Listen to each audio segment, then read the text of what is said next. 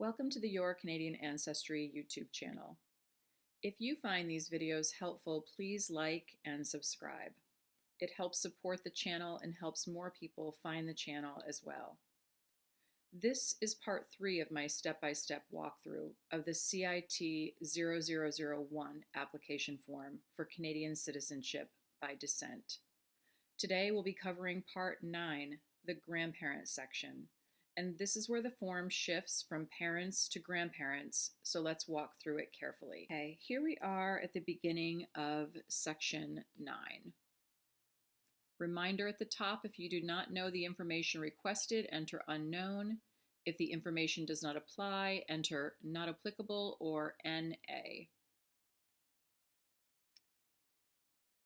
Tell us about your grandparents. It starts by asking for the full name of your parent one. That's your parent's name they want, not your grandparent's name. They ask this first to identify which side of the family we're working on. And the question here is, was parent one born outside of Canada? And that's going to be yes, they were born in the US. So we're just going to click yes there for most of us. The next question, was one of parent one's parents Canadian? And the answer for me is also yes, because my parent one is in my line of descent, and that means that one of their parents is in my line of descent. So per the new C3 bill, that makes them Canadian. Remember, they are Canadian. Everyone in your line of descent is now considered to be a Canadian citizen by descent. So the answer to was one of your parent one's parents Canadian. For me, that is yes.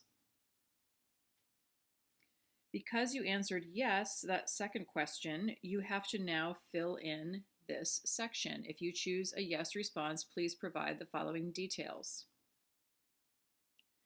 Parent A and parent B of parent 1. They want information about both of them, even if only one of them is a Canadian citizen by descent. So here they're asking for information about the parents of parent 1.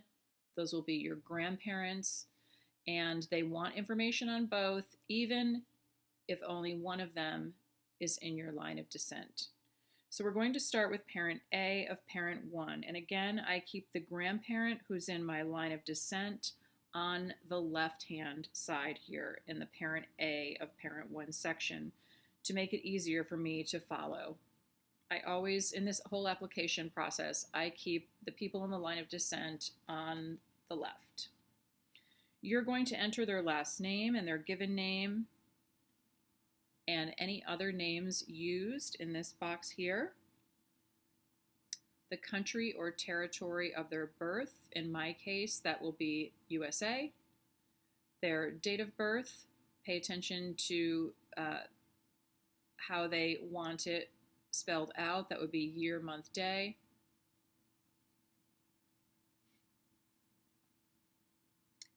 Canadian birth certificate number and citizenship certificate are both going to be NA for me, not applicable. This may be different for you.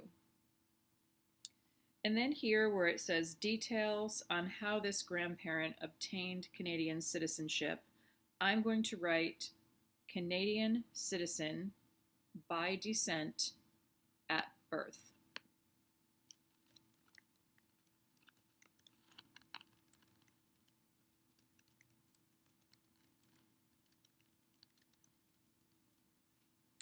Okay, they were a Canadian citizen by descent at birth.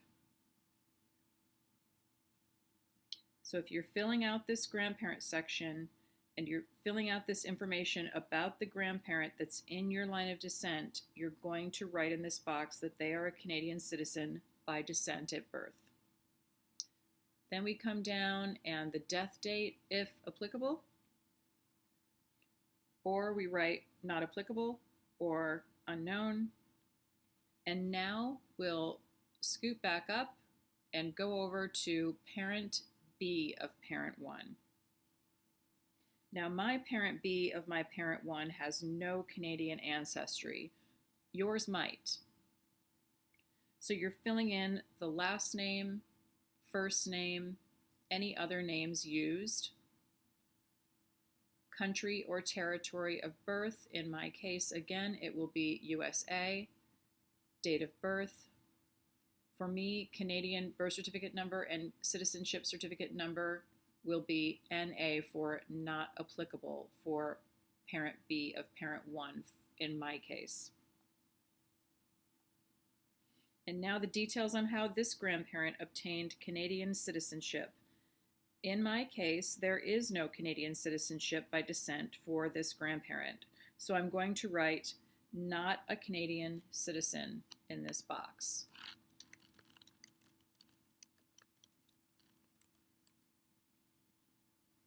If your parent B of parent 1 also has Canadian ancestry, even if you're not applying through their line of descent, you will write Canadian citizen by descent at birth. And the next field is for their death date. If you do not know it, you will write unknown. You'll write NA for not applicable if they are still living. Now that this section is complete, we're going to scroll down and answer the same questions for parent 2.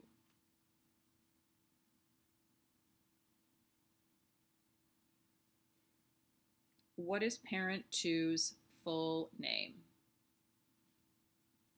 Oops, sorry, right up here. Let me scoot this down a little bit. So again, section 9, now we're starting the parent 2 section. The section about parent 2's parents, your grandparents. They want to know the name of your parent 2 first to figure out which side we're working on here. So you're going to put the full name of parent 2. Was parent 2 born outside of Canada? Yes. For me, this is yes. Was one of parent 2's parents, your grandparents, on this side, Canadian? For me, the answer is no. There is no Canadian ancestry for my parent 2. But you may also have Canadian ancestry on your parent 2's side, even if you're not using their line of descent for your application. So fill in this question as it pertains to you. Because I'm checking no here, it's telling me to skip to section 10. So we don't fill out any of this if we've checked no there. We can just skip, and when they say to skip, you don't have to put in not applicable. So we'll skip right down to section 10. That's section 9 completed. In the next video, we'll finish the CIT0001 application.